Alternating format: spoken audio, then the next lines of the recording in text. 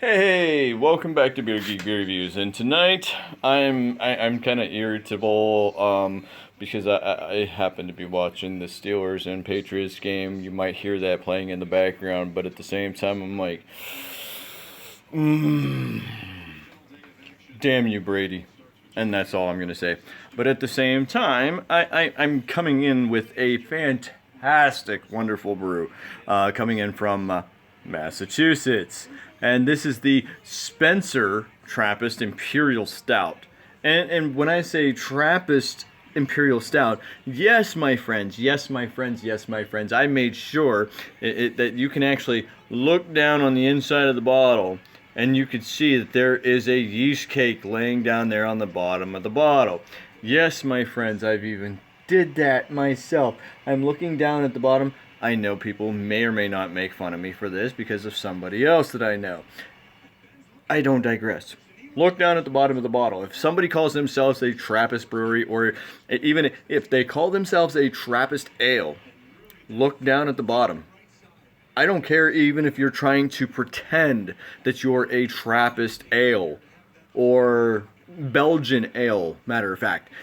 Belgian ales are big for this. Look down at the bottom. See if you have yeast down at the bottom of the bottle. I mean, you could see it moving down there. If I had a light, I would shine it down there and you could see.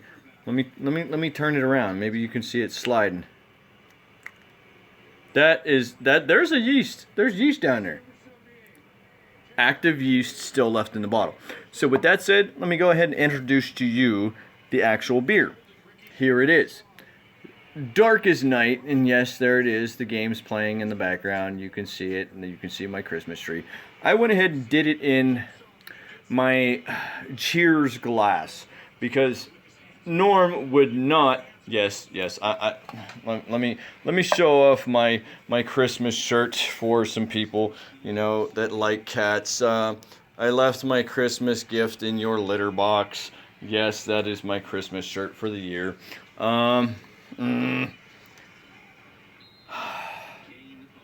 Now, I don't know how well this is going to play out because of the fact that I do like my Russian Imperial Stouts. But I don't know how well that I'm going to love my stout with Belgian yeast in the bottom of the bottle inside the actual beer itself. So, this is a new experience for me. As for Spencer is actually, it's considered to be an authentic Trappist brewery. So with that said, here it is.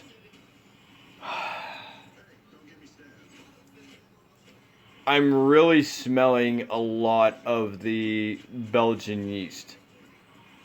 Belgian candy, sugars, clove, yeastiness.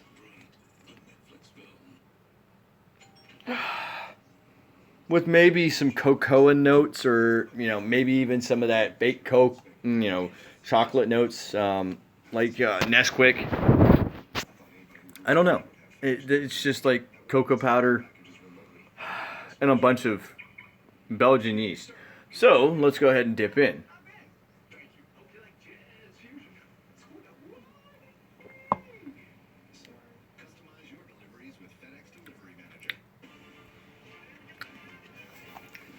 All right. Little weird, my friends. Little weird. And the only reason I say a little weird is because there is so much roasted notes in this. It's very, very, very, very, very roasty. But at the same time, you're getting that Belgian yeast kind of combating with the roastedness. And you're left with this kind of like little weird note there. And that plays out throughout the whole palate. And the reason why I say this is that it's like a campfire. Where it's like you got that roasted char, smoky, all of it. Belgian candy, sugar, clove. I wouldn't say so much banana because you can't get that kind of esters from the darkness of this beer, the dark, rich chocolatiness, burnt coffee. Definitely burnt coffee, burnt sugars, burnt chocolate. I don't mind it. I really don't. Um, it smells different than what it tastes. I mean, does that make a lot of sense? Um, the aromas and the aromatics from this beer are just not what I would expect from the flavors, because the flavors actually bring out a lot more roasted char notes, almost barrel-like.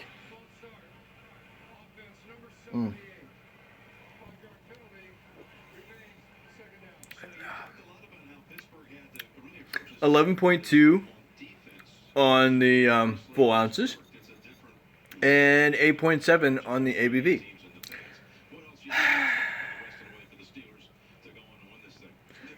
I don't know. Am I a fan? It's borderline at the moment. I have a full 4-pack, and I probably will be sending one to my dear friend John Starodumsky, because of the fact that I normally send some of the Spencer stuff to him.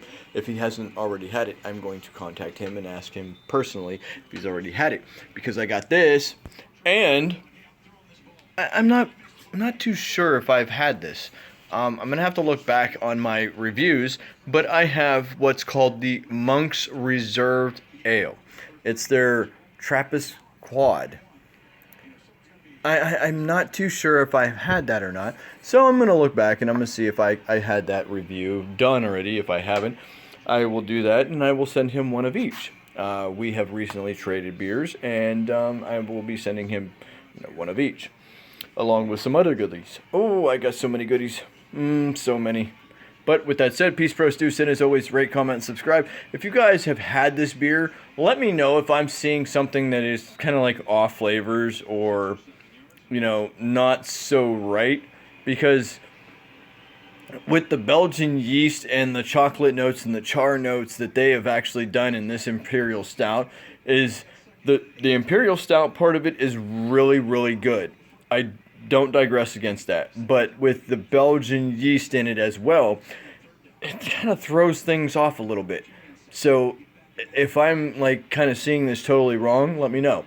Anybody that hasn't had it, I would definitely find somebody that can get it, seek it out, try it for yourself, because this is one unique beer that I would not pass up.